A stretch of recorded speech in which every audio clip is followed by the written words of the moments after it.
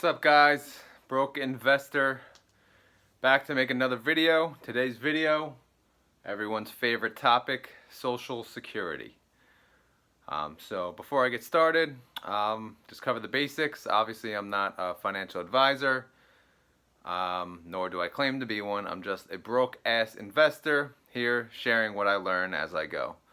So I've been doing some digging, and I've been learning about Social Security, because all of us should know what the hell we're paying into and what the hell the benefit is, right? We're paying into this our entire lives. So anyway, let's get started. So yeah, Social Security. So Social Security is the foundation of economic security for millions of Americans. So there's multiple pieces of Social Security, but for today, we're going to talk about the retirement piece. Meaning, you work your whole life, you're paying to Social Security. When you decide to retire of a qualified age, they'll pay you money. That's the basic idea. It was signed into law by President Roosevelt on August 14th, 1935. And I believe the whole reason behind it was because of the Great Depression. So people obviously were hurting at that time. So he decided the government will help out and, offer this program, which will basically protect people from themselves for the most part, and have some type of safety net when they decide to stop working. So that's where it came from. So let's dive into the details now. So basically, as you know today, Social Security comes out of your paycheck. So if you're an employee of a company, you'll see that 6.2% of taxable income that's required will come out of your check.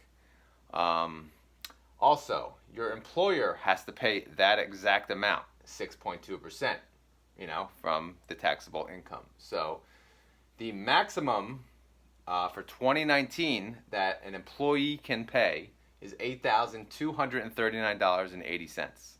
And that is the same maximum for the employer. If you are self-employed, meaning you are your own employer, don't worry, they'll get the full 12.4% directly from you, with a maximum of $16,479.60. So as you pay throughout the year, you'll notice that it could stop. I believe if you make more than $134,000 around there, then you'll notice it. Sometime throughout the year, Social Security will stop getting taken out of your check. So at least there's a max. However, this max goes up every single year. So good luck catching up to that. Also, to qualify for Social Security, you need to work a minimum of 11 years, I believe, last time I checked, 10 to 11 years, and have a minimum income of $14,805. I mean, as long as you have a job, you're probably going to make that amount. It's hard to find a full-time job not making that amount, even part-time, $14,000. If you're not making that, what are you really doing, and how are you surviving? But so that's the qualifications for Social Security. So you have to work 11 years and make the minimum income. Now,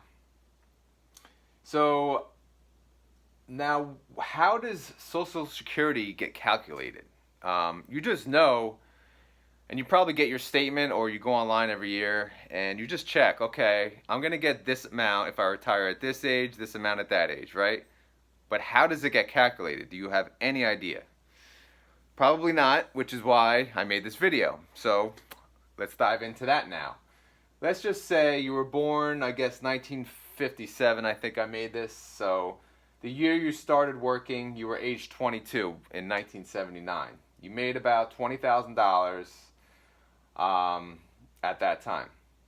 So there is something called an index factor.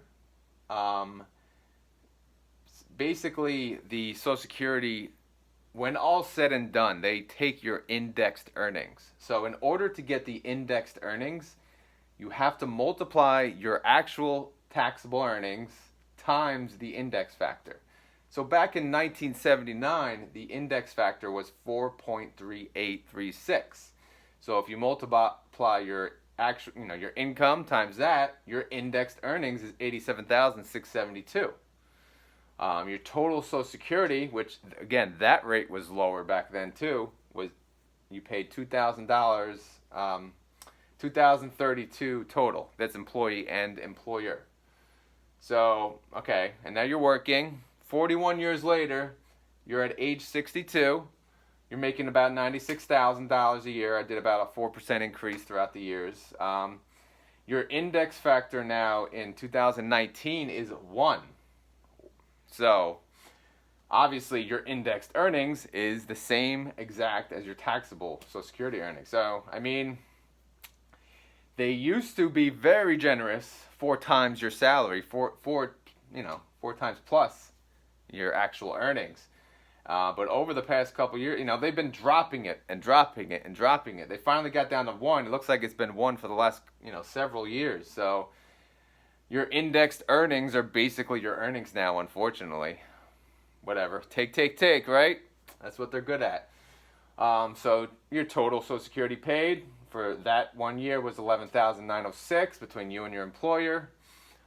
And you decide to retire because you're at age 62. That's the youngest. You can start taking your Social Security. So you want to retire. Now, how are they going to calculate this now? How do they figure out how much they actually pay you? So they take the 35 highest indexed earnings. We talked about indexed earnings. They take the 35 highest and they add them up. So he worked, in this case, 41 years. So you take the 35 highest indexed earnings. And in this scenario, it came to about 2.7 million, right? And then they take that number and they divide it by 420 months, which is the 35 years. And they come to something called AIME, which is basically the average index monthly earnings, being $6,627. But that's not what you get. That's not what you're making every month, okay? What you're going to make now is calculated over here to make it even more complicated. So there's A, B, and C. We'll start with A. So the first $926, you keep 90% of that. Oh, thank you. Now, the next $5,583, you keep 32% of that. Oh, thank you, right? And then anything left over, you get 15% of that. So obviously, I did the math. You get 833 in A, 1,786 in B. Leftover amount was 118, and you get $17 from C. So your actual Social Security monthly benefit is $2,637, right? Whoopee-do. So, I mean, and that is, that's basically taking, that's assuming, again, the full retirement age. Full retirement age as of 2019 was 66 and a half. So, since you retired at 62, you get $1,912. That's really disgusting because that comes out to be $22,948 a year. So, you're thinking, oh, I'm retiring at 62, making $96,000 a year. My Social Security's got to be close to that. No, it's $22,000 a year. On top of that, you're paying taxes as well. So it's not full taxes, but you still do pay some taxes. Social Security, they also have a maximum benefit that you can receive. So the maximum benefit for 62 is $2,209, and the max benefit for 66 is $2,861, and the maximum benefit for age 70, which we did not go over, is $3,770. I'm not going to talk about 70. Who the hell wants to work that long? But this is just using the example of retiring at age 62. So in this example, that's how much you make, $1,912 per month. Now, let's see how much they're actually going to shell out for you, right? So let's figure out life expectancy. So in the U.S., the average life expectancy is 79.3 years old. And for the hell of it, this is as of 2015, by the way. I don't know if it changed. For the hell of it, I took the country with the most. That's Japan, 83.7. So they live 4 years longer than us in Japan. You know, in case you were curious. So now I'm trying to figure out here, what it would look like if you retire at 62. You're gonna live, assuming let's just say you live till 79.3, the average age. They're gonna pay you for 17.3 years, right? Which is about 207 months. So if you take that benefit, times it by 207, they're gonna pay you $397,000. $397,008. So if you look at that and you take that number and you put it over the actual total Social Security paid, the return on investment is 162%. At least with my math, but who the hell am I? Which is not good, honestly. So I just figured that, for the hell of it, I'd take that same number. Well, throughout the years, I say, okay, if you took what you as the employee were putting in on top of the employer, if you take that amount and you invest it in stocks averaging at 8%, you would end up with $1.1 million. That's a 482% return on investment. So the point of that is, obviously, when the government takes your money, you're going to get a lot less return on your investment than when you invest, on your own. Assuming you know what you're doing, of course. And the other thing is, Social Security, it dies with you. Unless you have any dependents, still alive, your Social Security will die with you. So this money, there's nothing left. If you take that money and there's anything left over, assuming you do like a safe 4% over the years, you'll have that full amount left at a minimum, and you'll have that to pass on generation to generation. So you obviously would rather take Social Security and invest it yourself versus having the government do it. And on top of all of this, the conversations today are, will Social Security be around when you retire? What the hell does that mean? They're taking 6.2% from us, 6.2% from our employer, every single check. And we're being asked if we think Social Security will be around. That better not even be a question. I better get my little $1,900 a month that I'm entitled to. I mean, if we're going to pay into this, we better get something out of it. Because, I hate when people ask that question, because obviously what we're putting in today is paying the retirees now. So when we retire, hopefully there'll be a lot of people working then, paying into what is due us. So let's not have to worry about that. So anyway, that's Social Security, and that's how it's calculated. So I hope that made sense to everyone. I kind of enjoyed doing all this because I was curious myself. But as everyone says, do not rely on Social Security. And they say that not because they don't think they're gonna, it's gonna be around to pay you. It'll be around to pay you. Let's not worry about that.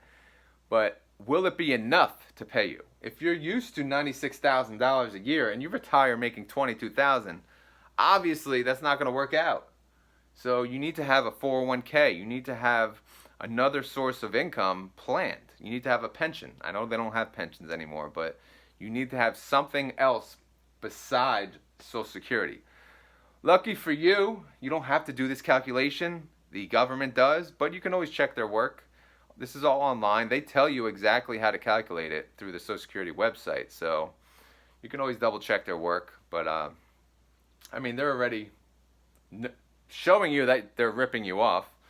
So it really doesn't matter. They're not going to lie any further, you would assume at least. So yeah, you can go to the Social Security website and sign on whenever you want under your My Social Security benefits, and they'll tell you if you retire at this age, you'll get this. You know, assuming again you're working until that time, making an average of the same salary at that time. So it's pretty simple to get, and it's good to check just to make sure they have the right information on file. So I would highly advise that to do that, at least once a year. And hopefully you're checking your 401k once a year, things like that. So that's how Social Security is calculated, at least the retirement piece. So I hope you enjoyed this video. I hope you learned something about Social Security, and I hope you don't only rely on Social Security for your retirement. You should not. You should work for a company, hopefully that has a 401k. If not, go open a Roth IRA if you're self-employed, okay? Anyway, Broke Investor signing out. As you can see, I have a Social Security card here. It says to subscribe to the Broke Investor. So if you're watching this video and you somewhat enjoyed it, or even if you hated it, feel free to subscribe to the Broke Investor. I could sure as hell use it. Also, if you want to click like, have at it too. Or leave a comment, all that fun stuff. So anyway, thanks for watching. Tune in next time for the next chalkboard video, and we'll go from there. If you have suggestions on videos, please leave them in the comment below. If you have comments on this particular video, again, please leave a comment below. Thanks a lot, guys. Later.